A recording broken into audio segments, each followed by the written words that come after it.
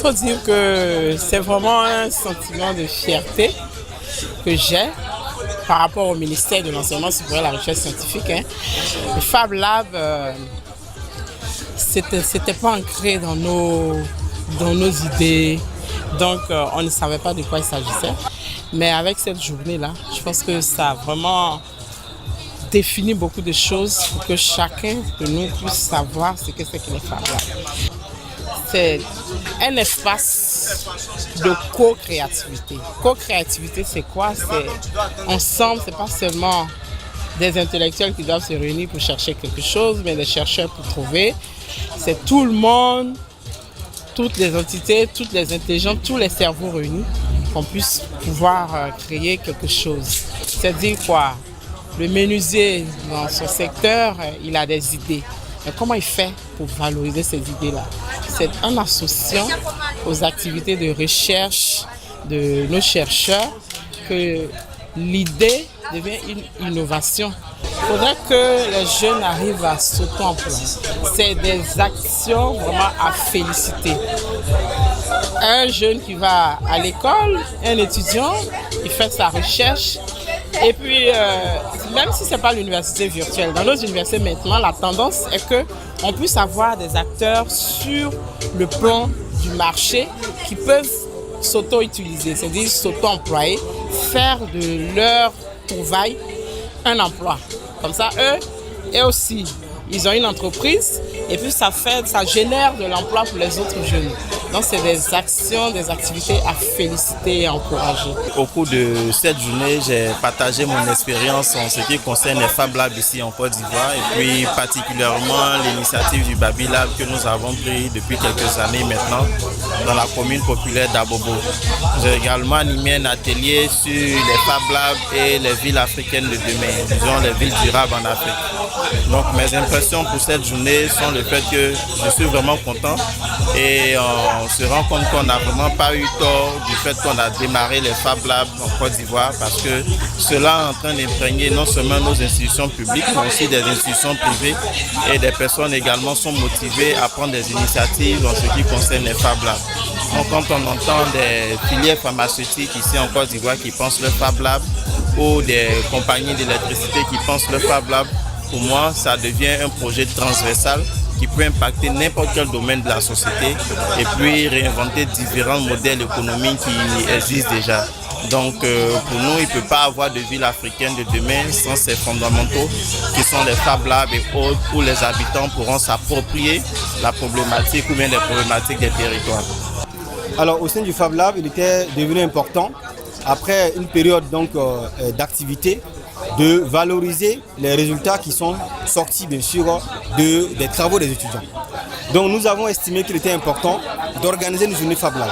Et cette journée Fab Lab, l'objectif non seulement c'était de valoriser les projets des étudiants, mais c'était aussi et surtout de pouvoir réunir et rassembler dans un seul espace, un seul endroit, les structures qui sont spécialisées dans l'accompagnement. J'entends par là les incubateurs, les Fab Labs et même les structures étatiques qui ont un intérêt dans l'accompagnement bien sûr des projets d'étudiants.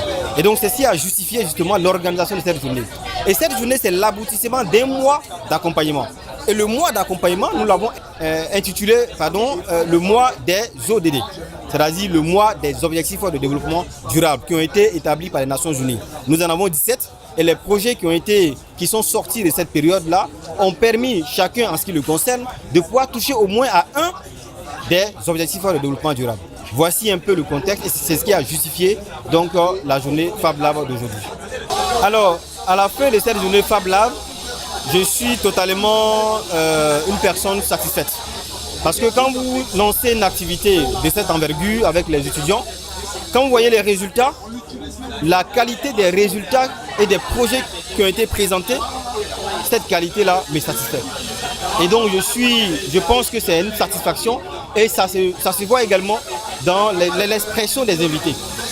Ils sont répartis aujourd'hui satisfaits des projets qui ont été présentés par les étudiants. Parce que chaque étudiant a essayé d'apporter une solution à un problème identifié dans sa société. Et c'est ça qui est important et c'est ce qui fait que moi également dans mon service, je pense qu'on a réussi ce pari, ce premier pari. Et la journée était vraiment un succès. Au cours d'une journée, lorsque vous arrivez à réunir environ 200 participants, c'est vraiment un succès. J'espère que ça va permettre aux autres étudiants de l'Université virtuelle de Côte d'Ivoire, chacun en ce qui le concerne dans sa spécialité, de pouvoir proposer des projets, de commencer à travailler dès maintenant sur les projets pour que les prochaines compétitions, ils soient parmi bien sûr ceux qui seront sur la liste pour venir présenter devant tout le monde leurs projets. J'ai personnellement trouvé cette journée très enrichissante, des porteurs de projets avec des idées très innovantes, des créateurs, disons nos futurs Einstein avec des projets qui peuvent répondre à beaucoup de problèmes sociétaux, notamment avec Enzo le robot ou encore avec les toilettes Baby Toilettes et d'autres projets comme le projet qui est lié au battement des rythmes cardiaques. Donc je trouve nos jeunes étudiants, nos jeunes frères, nos porteurs de projets avec des idées qui pourront, pourquoi pas, contribuer à la réalisation des ODD, Objectifs de développement durable, et aussi avec l'appui notamment du Fab Lab porté par Dr Yeo avec la collaboration de M. Adebayor, accompagné ces jeunes porteurs qui sont pleins d'idées, mais qui aussi ont besoin aussi d'un accompagnement en forme de forme, et aussi essayer de concrétiser le projet. Parce qu'avoir un projet au niveau 1.0 c'est intéressant, voir des prototypes c'est intéressant, mais financer ces projets, concrétiser ces projets de telle sorte que ces projets ne soient plus des rêves mais des réalités, en mettant en place surtout tous ces projets qui ont été présentés par nos jeunes porteurs.